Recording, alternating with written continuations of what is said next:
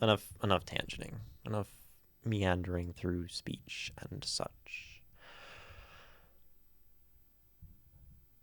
Here's Song of the Wolves. We're gonna read it a few times. We're gonna talk about it. We're gonna break it down, and I will ask you, HalfyTheHound, beforehand. This is all very optional.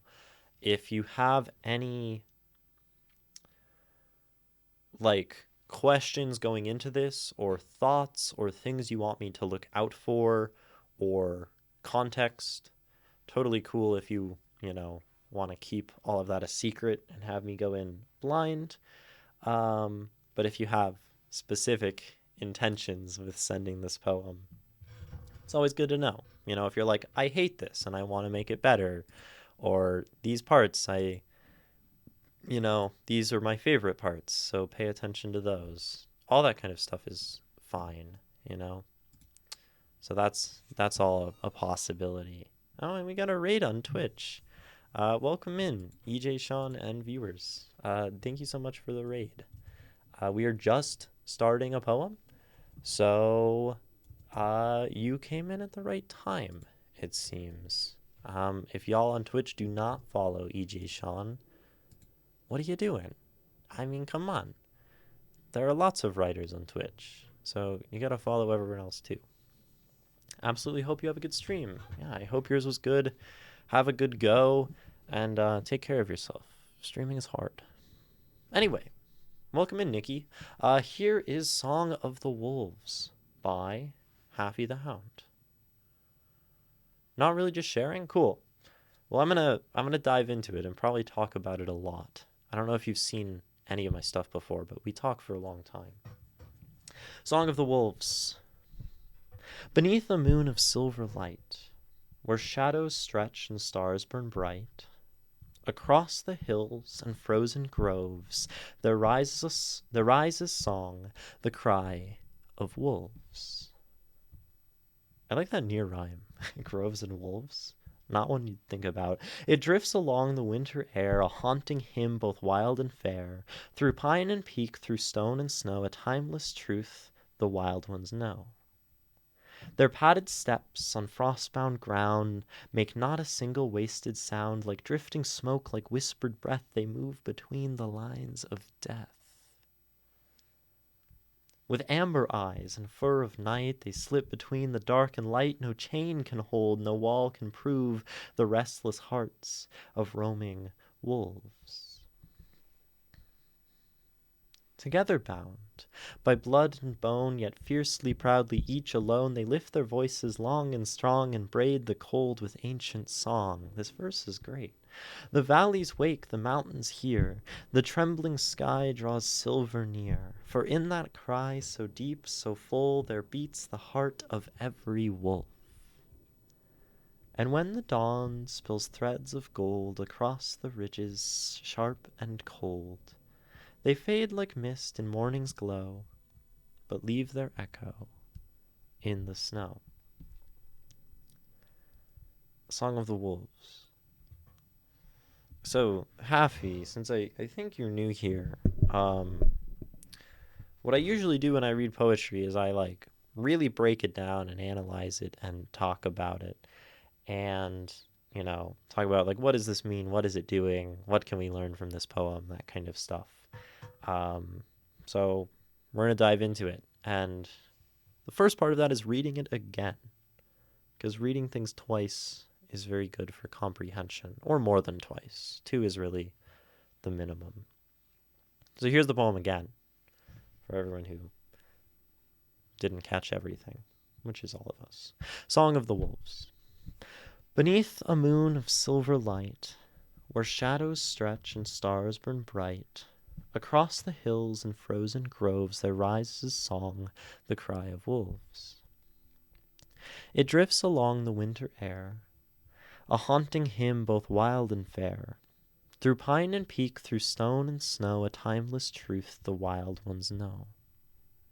Their padded steps on frost-bound ground make not a single wasted sound. Like drifting smoke, like whispered breath, they move between the lines of death.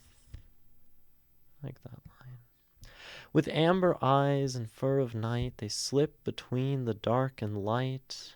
No chain can hold, no wall can prove the restless hearts of roaming wolves.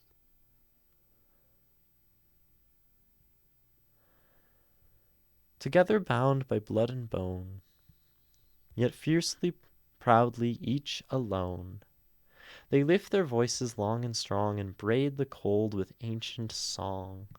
The valleys wake, the mountains hear, the trembling sky draws silver near, for in that cry so deep, so full, there beats the heart of every wolf. And when the dawn spills threads of gold across the ridges sharp and cold, they fade like mist in morning's glow, but leave their echo in the snow. We have this great sort of theme of like dichotomies happening, or like a sort of black and white in this poem going on, darkness and light, you know, the lines of death, dark and light, this sort of like aloneness yet togetherness. We have, you know, the dawn, and we have sort of the night here. I don't know if we say dusk in specific anywhere. No, I don't think so. And we, you know, it has this like mystical feeling to it, right? We have like them fading away and being these sort of ethereal things. I mean, saying that something slips between dark and night, moves between the lines of death. We're giving them this sort of, I don't know, maybe like spirit like quality. I think it really serves to be very like, it feels very reverent of nature, right? And we have these great descriptions, you know, within verse, which is awesome. Pine and peak, stone and snow, frozen groves, hills. We're doing so much to like describe the setting and the scenery in this poem. I mean, valleys, mountains, right? Ridges. Really doing a good job of like painting the picture. And it's very like storytelling. Like we're kind of following the individual wolf or wolves and their song and how they move throughout, their steps, their eyes, the different parts of them, something internal, blood and bone, right? So we have this aspect of like the literal story and the anatomy and like the place in which they are, and like these visceral elements kind of placed against the spiritual, you know, fading as mist, trembling skies, you know, this like essence in the beating heart, these kinds of feelings. I really like a lot of these things. Leon, you say you can already tell it's quite good. There's a lot of lyricism in it. Classical rhymes is my jam. Yeah, and I think one of the big things contributing to that is that we have very regular verse and rhyme scheme.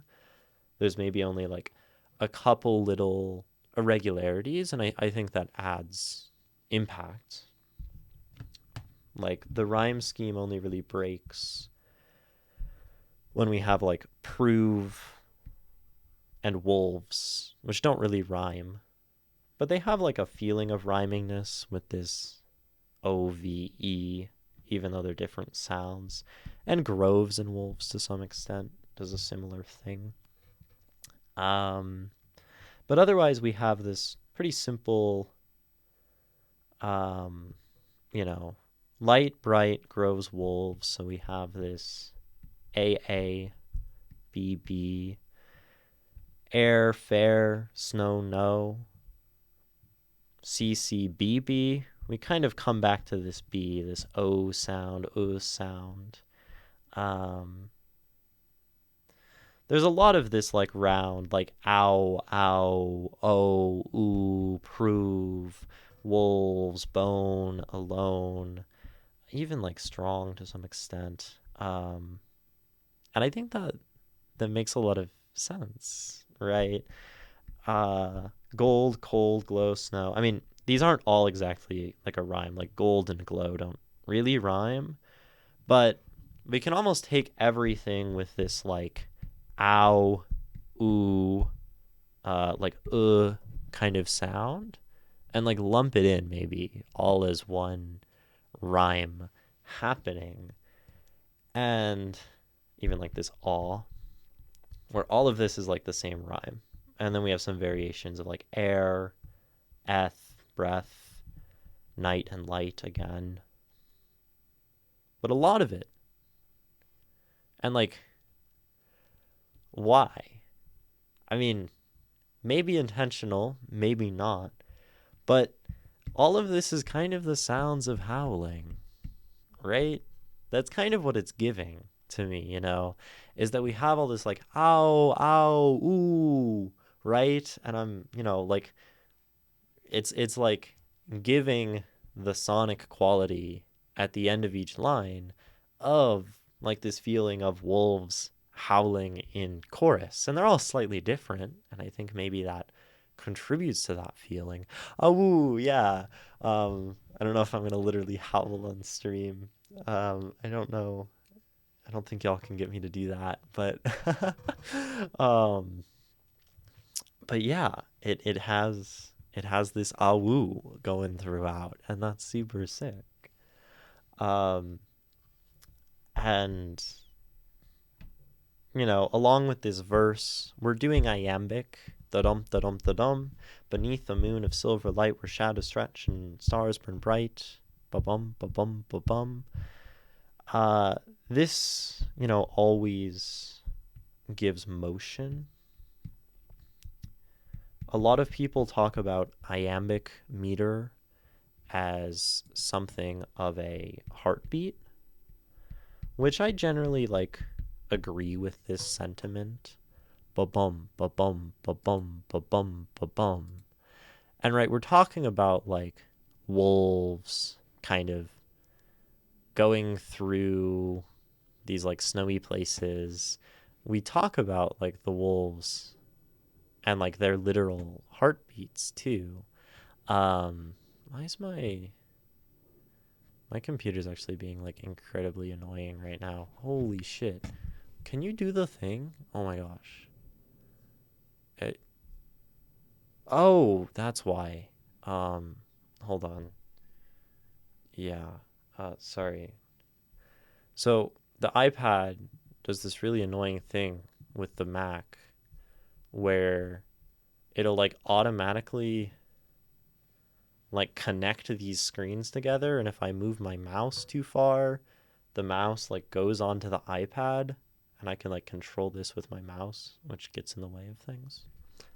Anyway, um the rhythm is, yeah, we're talking about rhythm and this like heartbeat, right? With this ba bum ba bum ba bum, and it is like something running, or like a heart beating.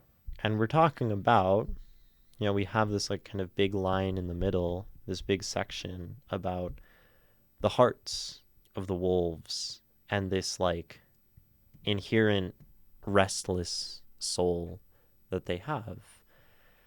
And I think that just like fits really well with what the actual craft of the poem is conveying. We have howling and we have this like loping run, and it feels wolfy, um and I think it really does serve to make the wolf something more than mundane, right? I mentioned the idea of like spirits and reverence, um, where these aren't just wolves, right? We almost have these wolves, it feels like, as like symbols. Like the wolf is a symbol for something greater, and the poem almost like takes us through this symbolism that happens, right? We have a lot of things that it like points to as being connected to the wolf. They, you know, kind of sing this haunting song, both wild and fair. They are timeless, or they have a timeless truth. Um, they, don't waste sound, whispered. They exist on this threshold, the lines of death, dark and light. They have this freedom, this restlessness. Um, Fierce, proud, right? We're creating a lot of like broader, kind of higher emotional, symbolic connections. It's like this poem is like taking us through, the essence and the meaning of what it is to be, a wolf, which is cool.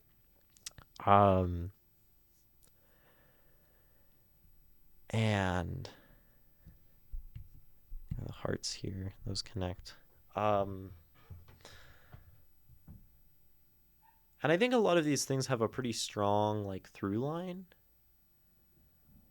Right? I sort of said it at the start, this like dichotomy where yeah, they're pack oriented and can still be alone. Um they are both wild and fair. They are, you know, whispered yet crying. They are dark and light. They exist on this threshold. Um Yeah, alone and together. And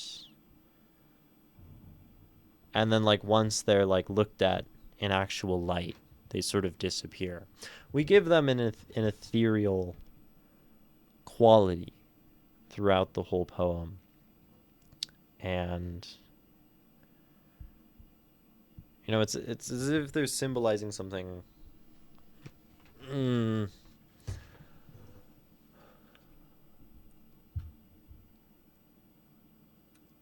that's like, I don't know. I mean, it's certainly like non-human, but almost non-real, right? You have written songs. It makes sense. This is very like musical.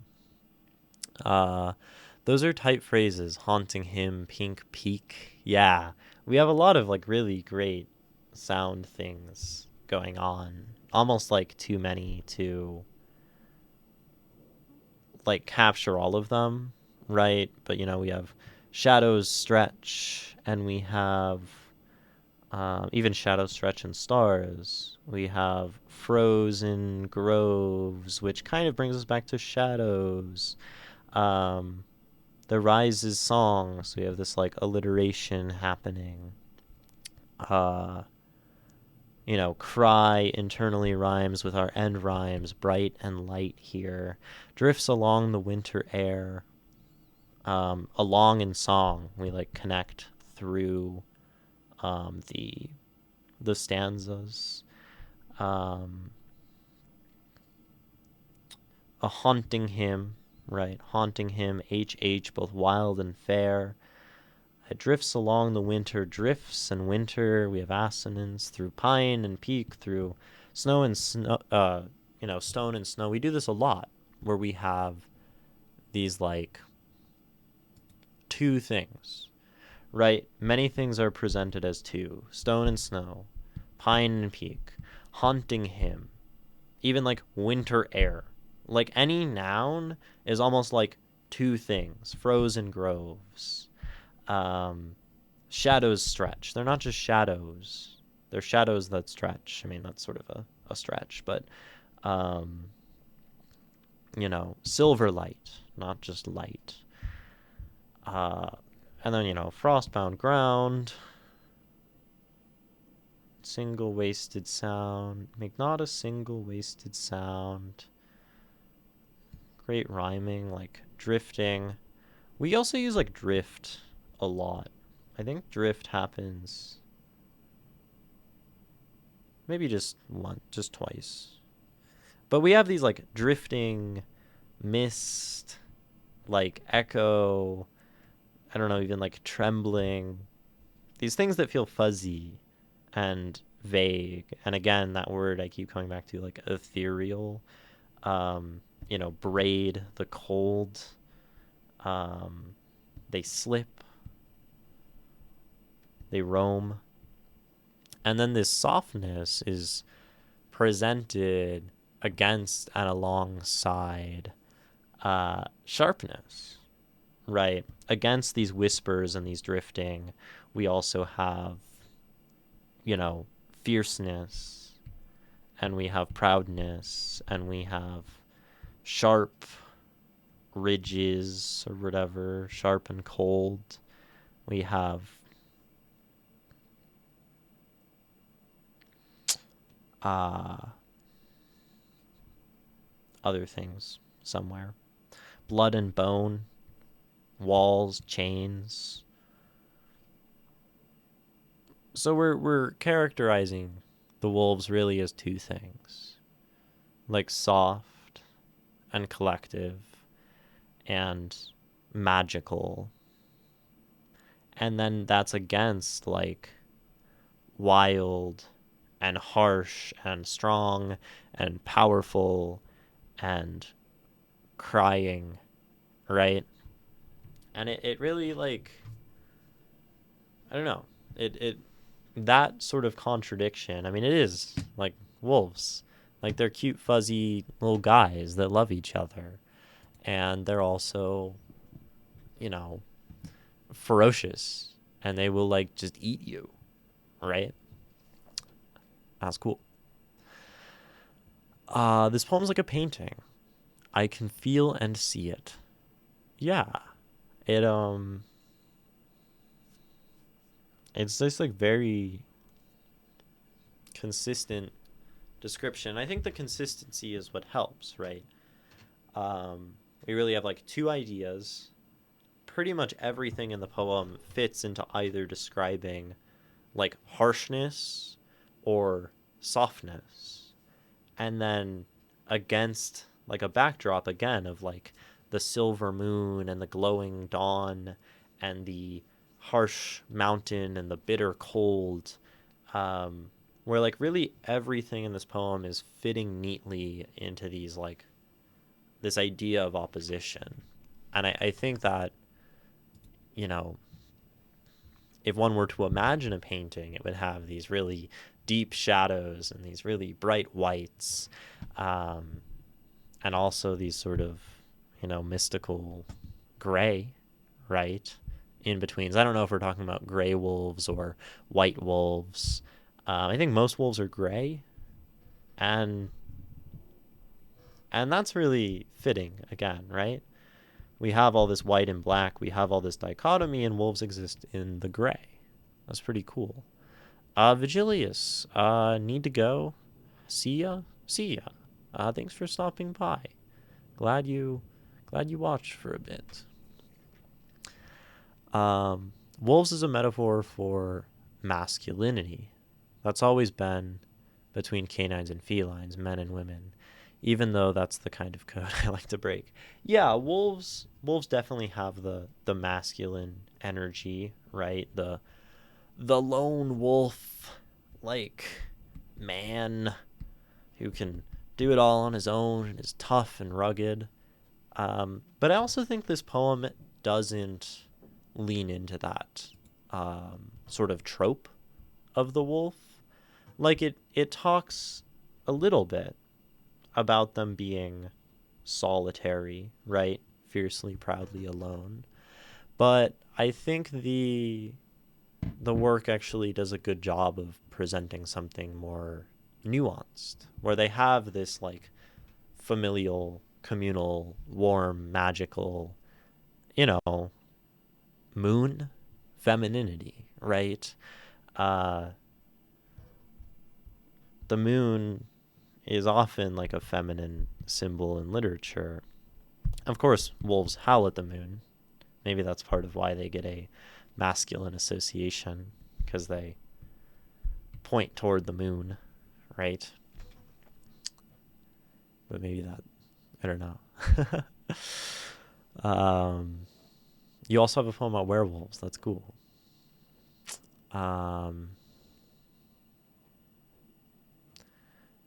Make a few of those images more complex. Make a few of those images more complex. Push beyond the alliterative phrases. Yeah, I mean, like, maybe that's something that could happen in this poem, right? I feel like togetherness is somehow a masculine thing. Yeah, I think,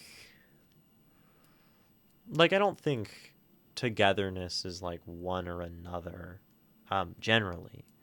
In this poem,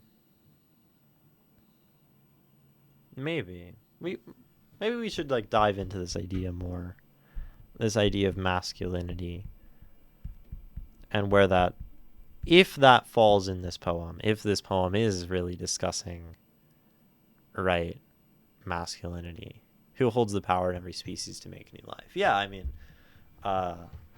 femininity is like the fundamental, masculinity is like the external. But, you know, can we interpret this poem as, I mean, you know, both men and women have the fundamental power to make new life, right?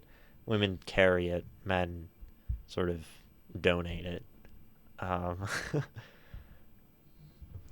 One howls at the moon, one is the moon, right? But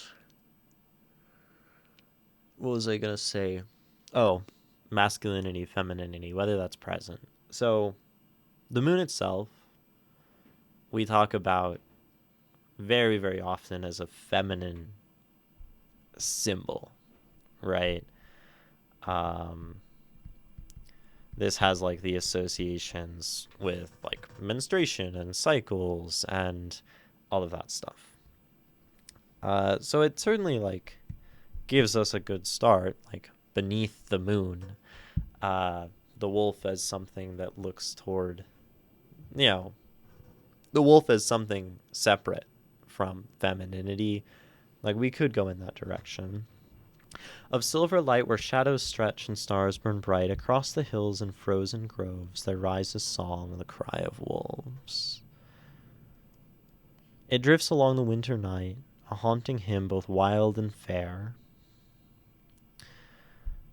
Like, I think masculinity associates itself with wildness, right? Like, this has like a masculine element, but like, to me, the wolves are just like, they're depicted, their cry, as both wild and fair, right? It's visceral and it's beautiful. And this is some of the stuff to me that maybe suggests like a transcendence of them being a purely masculine symbol. Maybe. Through pine and peak, through stone and snow, a timeless truth the wild ones know. Again, like, timeless truth against like wild, against impulsive. They go beyond that, right? Yes, wild, savagery, uncontrollable energy. Yeah, all masculine things. Their padded steps on frost-bound ground make not a single wasted sound. Like drifting smoke, like whispered breath, they move between the lines of death. I love this line. I think it was like one of the first things I underlined when I was reading this. It's great. Masculinity in animals is to protect the group. True. With amber eyes and fur of night, they slip between the dark and light. No chain can hold, no wall can prove the restless hearts of roaming wolves. Together bound by blood and bone, yet fiercely proudly each alone, they lift their voices long and strong and braid the cold with ancient song. See, I don't know. I don't think I can really justify this poem as a poem about like a poem that's like looking toward masculinity or femininity, or like talking about like necessarily like gendered things as a theme. I feel like if anything, like these ideas come up, and then the wolves in their like mystique have a way of transcending this.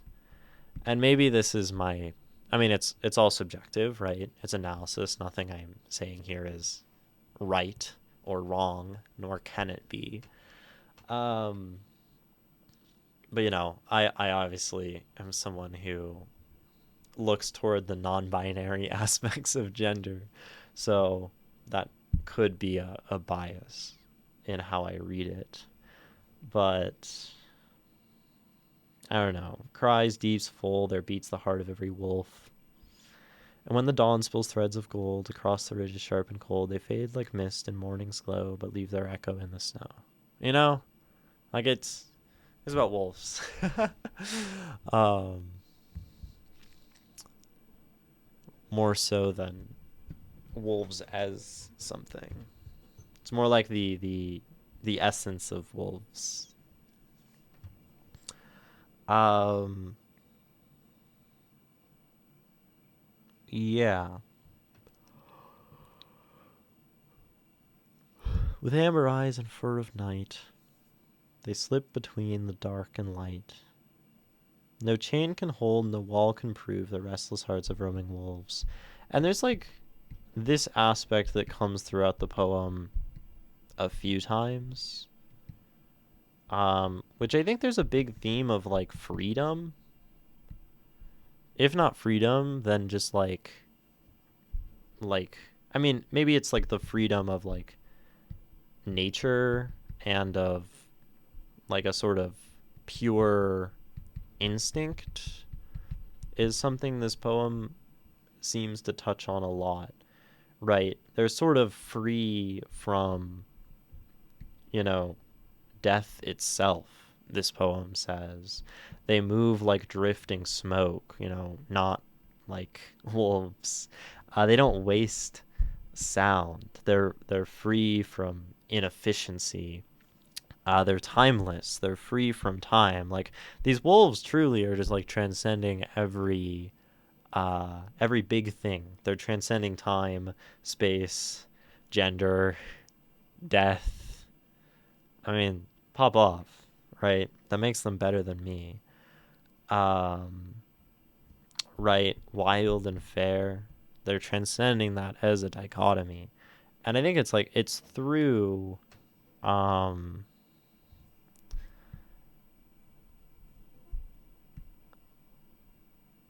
it's through taking like a dichotomous thing, being together and being alone, being masculine and being feminine, being dark and being light, and by like sort of smashing that dichotomy by synthesizing it, uh if to use a like Hegel word, um then that is how like the dichotomy is transcended, or by like seeing that it is not real, by just like walking through it, I guess. um Valleys wake, the mountains hear, the trembling sky draws silver near. For in that cry so deep, so full, there beats the heart of every wolf. And when the dawn spills threads of gold across the ridges, fade like mist in morning's glow, they leave their echo in the snow. I just like this poem. This is like, I mean, it's just clearly so like loving toward the subject, right? Um, we're gonna pause there for a moment. We're gonna take a quick little break on stream because we are like an hour and 20 minutes into stream, and I've been sitting down, not moving. So this is a mental break / movement break. please stand up, stop looking at your computer screen, uh, remove your mind from thoughts of poetry and analysis and wolves. I mean, you can think about wolves. Uh, and we'll be back in 3 minutes. Um, so, yeah, stand up, move, rest your mind, drink water, snack, whatever, bathroom, whatever you like to do. Do it. Go get peanuts. Sure. Welcome back. It's me, Imogen. It's like I never left. Reverence of the Wolfborn is my other poem. Well, maybe I'm on the right track by saying that your poetry is reverent toward wolves. um, I was doing homework most of the time. What did I miss? It got way deep. I mean, yeah. That's just what we do on this stream. We dive all the way in. Uh, we do not pull any analytic punches. Because if I'm gonna read something, want to get all the, suck the marrow out of it, out of the poem, out of life. Um, doesn't the professor say that in Dead Poets Society? To suck the marrow out of life, carpe diem, seize the day. I love that movie. If y'all don't know that movie, Dead Poets Society, banger, banger. It's so good. Makes me cry. I don't like marrow, yuck. I don't think I've ever sucked the marrow out of a bone, but I have sucked the marrow out of many a poem, and I think here and there I've sucked the marrow out of life. Do I like peanuts? Yes, I like peanuts. Peanuts are great. Um, I like I like nuts in general. I think they're good. Yeah. Oh, Captain, my captain is peak. Yes. Yes. Um, that's I probably should read more Walt Whitman. Uh, but Oh, Captain, my captain is peak. That whole uh that whole movie is incredibly peak as well. um, life shouldn't be that hard. Ends life? No, don't do that. That'd be sad. Um, yeah, it's a good movie. I think it's my favorite movie of all time, actually. Dead Poets Society. Uh, you know, in terms of like, I've had a couple teachers in my educational experience before I left college who, in some capacity, gave me some of what, you know, um, the teacher in that movie kind of did for his students. That kind of inspiration to enjoy learning and life. Uh, and I mean, I like, I don't know if I could give that to someone else, if I could be a teacher who is as inspiring as that, like, man, wouldn't that be amazing, right? I like Words on the Bathroom Wall. I'm not familiar with it. I see that it is a romance. Diagnosed with a mental illness during his senior year of high school, a witty, introspective teen struggles to keep it a secret while falling in love with a brilliant classmate who inspires him to open his heart and not be defined by his condition. And is that gay? Or is that straight? No, that's a woman. Oh, it would be better if it was gay. Words on bathroom walls. That sounds cool. Um, that seems neat. It looks like it's pretty like stylistic. Oh, he has like something like some sort of like schizoaffective disorder. Okay, all beside the point. Or All the Bright Places. I'm not familiar with that either. Um, between that and Swing Kids, I don't know. I don't know what Swing Kids is either. Y'all are Swing Kids. Film follows two high school students in their attempt to be swing kids by night and Hitler Youth by day. Whoa. Wait, let's see. Where'd the little summary go? American and British swing music in defiance of the Nazi regime. The film follows two high school students. Okay. A decision that acutely impacts their friends and families. That sounds cool. Sounds like y'all seem like you have like good taste. Yeah.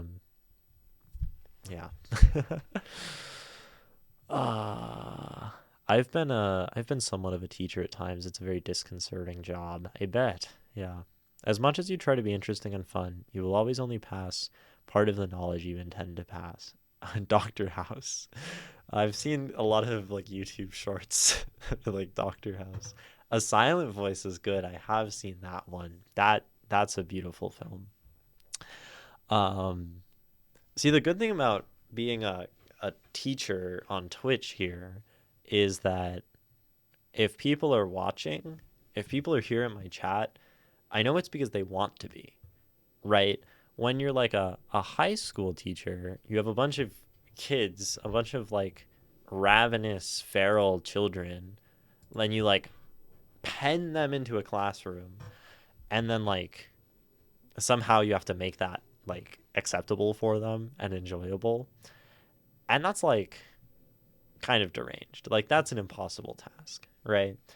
I have the privilege of, talking about education-y stuff on the internet where if anyone's watching, they're here voluntarily and they can leave anytime. And like something I love about this as a classroom, so to speak, is that y'all can say whatever the heck you want and you can, swear and talk about furries and have side conversations and have philosophic discussions and arguments about Formula One on the side in my chat. And that's just like fine, right? And you can just like get up and leave. And that's so much better, right? Voluntary education, that's cool to me. German youth culture and alternative subculture in Nazi period is interesting. It's mostly at the level of doing graffiti or cussing Hitler like a 2000s American punk would, while the culture they're trying to counter is much worse. Yeah, I mean, oftentimes counterculture is doomed because culture is a very big and powerful force, right? Silent Voice makes you cry, Halfy. I mean, yeah. You're a teacher, but more? I appreciate it. Oh, that was a good, cracking my back. Yeah, it's good. It's good. Oh, but thank you. I'm glad. It's cool to me that people find this stuff of value.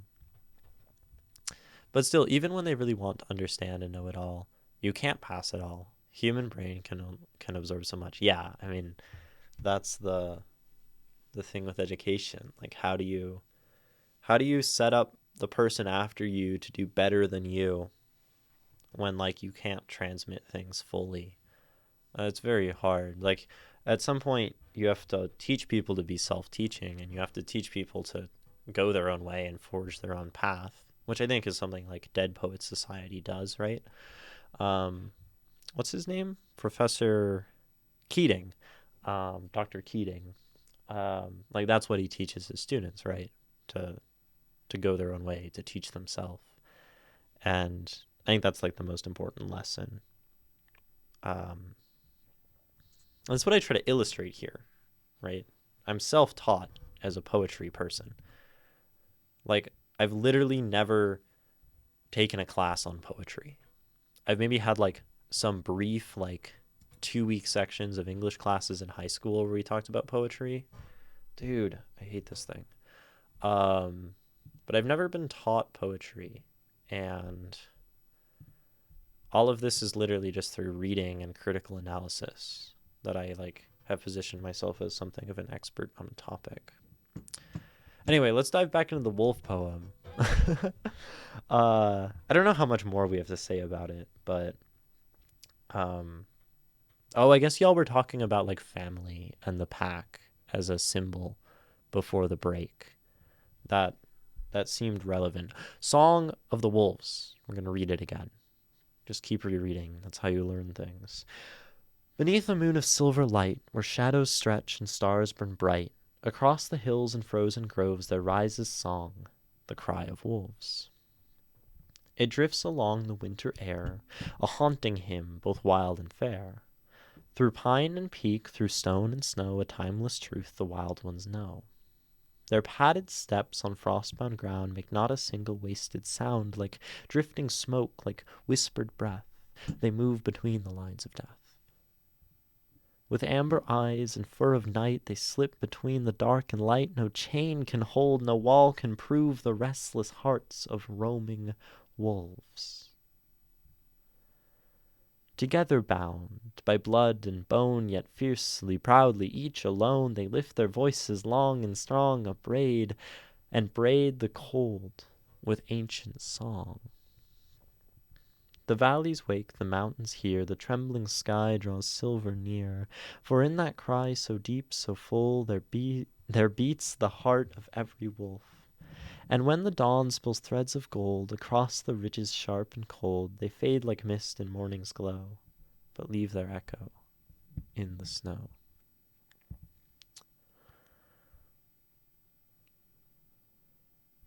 I like this poem a lot.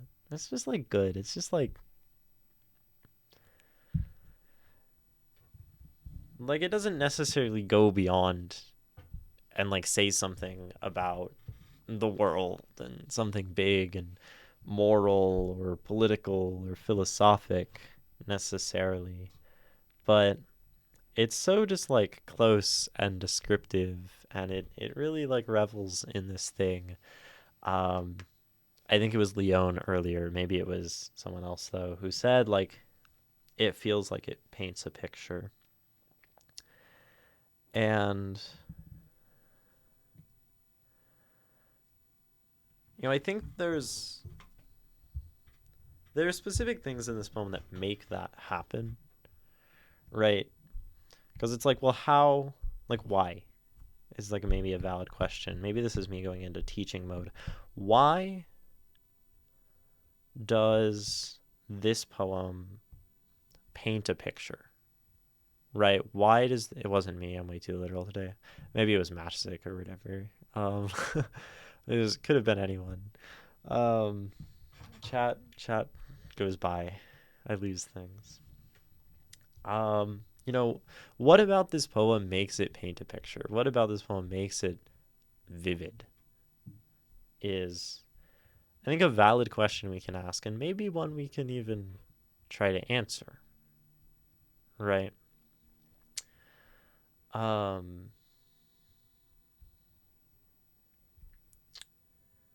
We can go through, right? Beneath, well, how do I want to do this?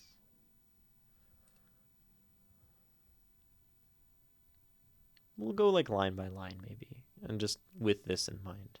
Beneath a moon of silver light, where shadows stretch and stars burn bright. And we have like this very kind of simple language. Like we're talking about a moon and light, and the light is silver. The shadows stretch and stars burn bright. Right? We're not actually doing an incredible amount, yet somehow this does feel like it paints a nice scene. We are like calling specific like senses to the mind, right? This is a way to like paint a picture or to immerse someone in a scene, is to give them like the actual feelings, the sensations, because that's where everything comes from, our like human senses. That's the lowest level of our existence. So the light is not just light, not beneath a lighted moon, but beneath a moon of silver light. where shadows stretch and stars burn bright. So, we create contrast is maybe something else. We have silver, we have something kind of in between. We have shadows, these are dark, and we have stars, and these are bright, these are white. So we create this sort of scene where there's like, a sort of in between silvery moon. We have like these very bright stars, right, happening. And then we have like shadows, which I can't really draw black on what is roughly a black canvas. But maybe we have snow down here, right? And then like the shadows are black. They're dark. They're very dark. And I think this creates like, the full range of things. We have something absolutely bright. We have something in between. And, this in between is maybe where we also have the idea of the wolf. And then we have like something very dark.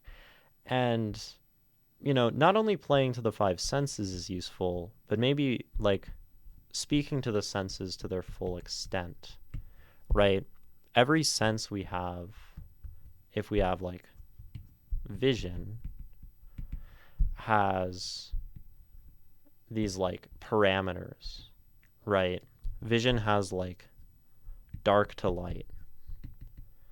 It has maybe like dull to vibrant. And it has like, I don't know, what, contrast, brightness, shades, right? It has like one color versus another color. And whenever we're actually experiencing life, life is not like entirely bright at all times, or entirely dull, or entirely vibrant. Usually, like, I'm looking around my room, I see like a bright light and a screen here. I see like a dark microphone. I see like shadow back in that corner. I see very colorful writing on my screen. I see very like sort of dull black and gray behind it. And I think capturing life maybe involves playing to as broad of a sort of spectrum as one can for each sense. If we're talking about sound, we can have sounds that are loud and quiet. And usually, even in moments of quiet in our life, something sticks out as loud. In moments of loud, we notice something that is quiet. We can have sound that is low or high.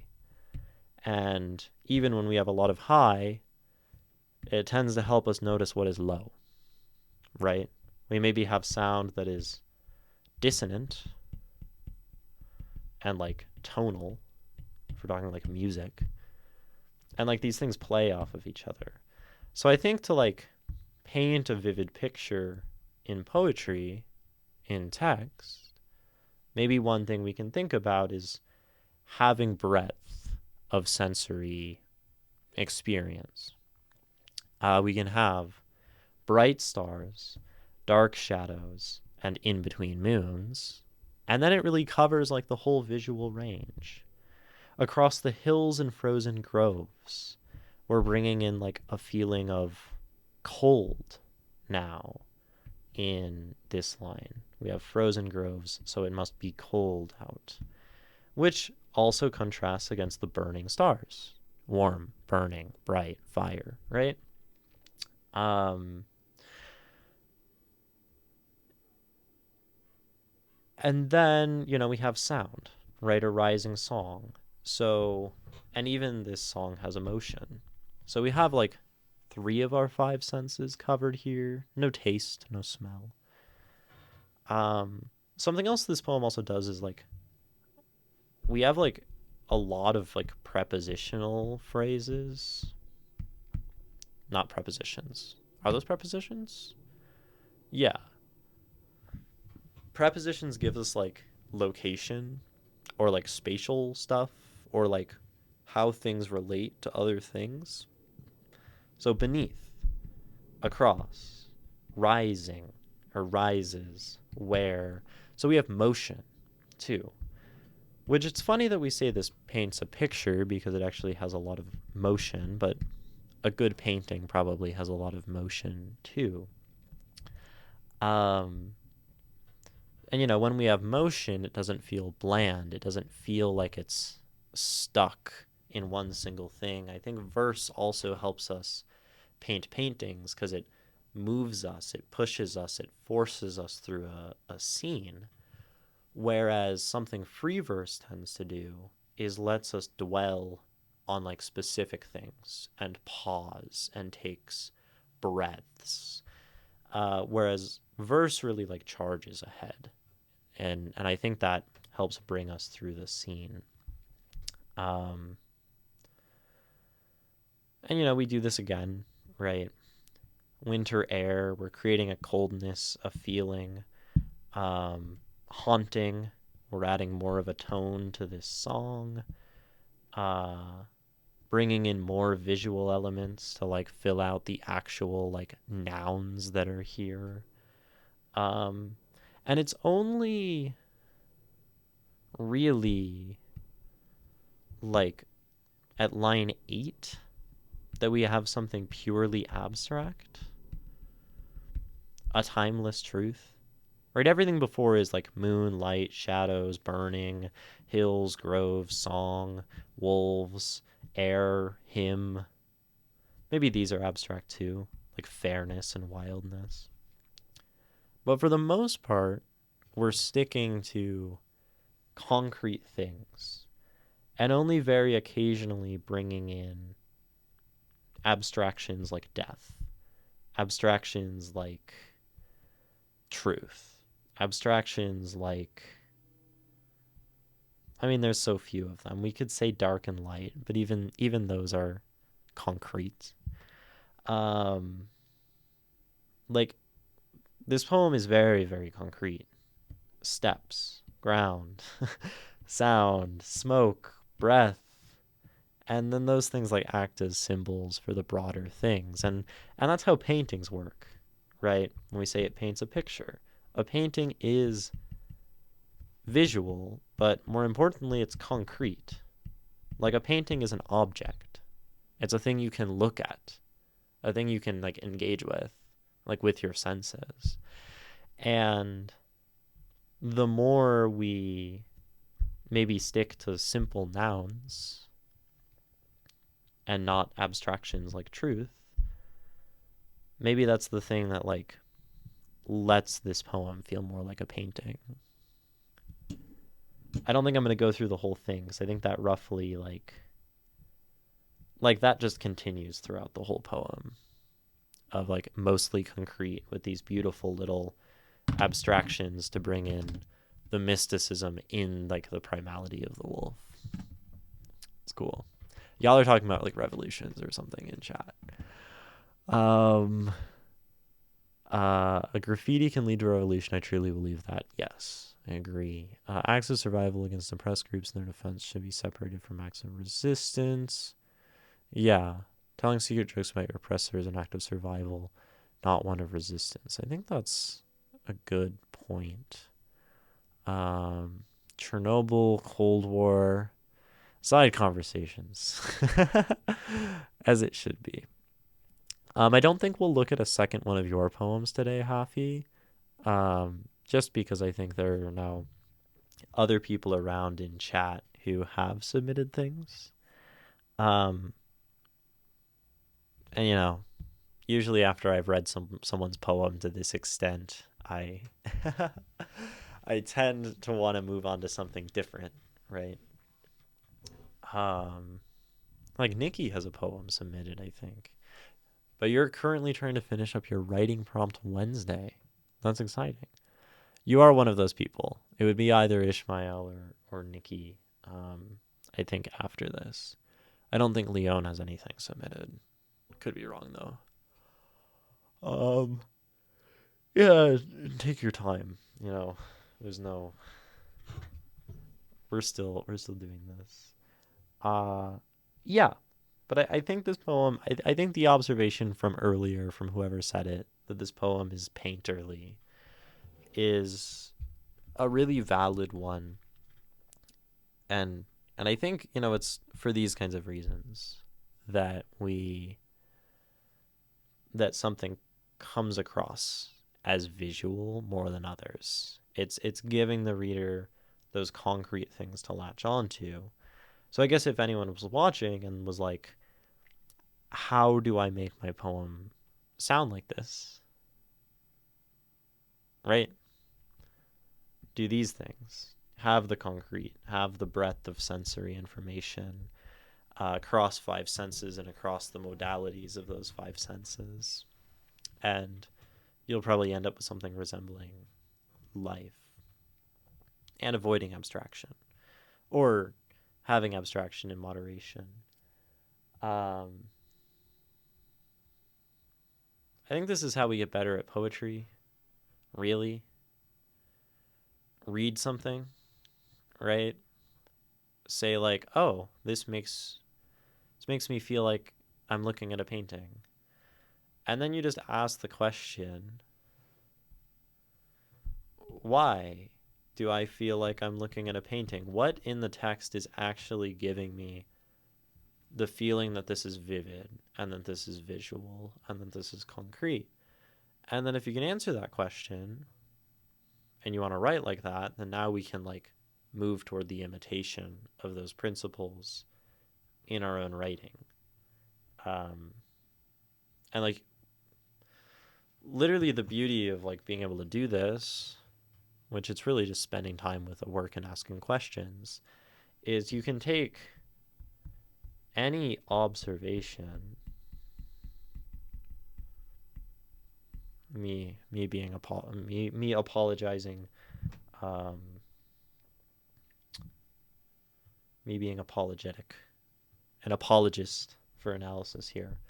You can take any observation, and if you ask like why and how and like how does this work and what is it doing, right, you can turn that observation into like a technique, and you can turn that into a way to improve your own writing. That's sick, right? This is why we don't need teachers in high school literature classes, although teachers are important, right? I should think so, right? I thought about it, and then life got me out of it. Fair. I did music instead. Do you want to analyze a song someday? Yeah, we've analyzed songs before on stream to varying levels of success. Some songs are more poetic and cut out for actual textual analysis. I would say there are like some songs where lyrics are not the main objective, and there are songs that are about the music.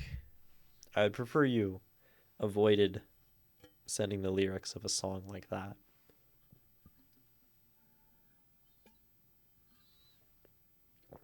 Because, I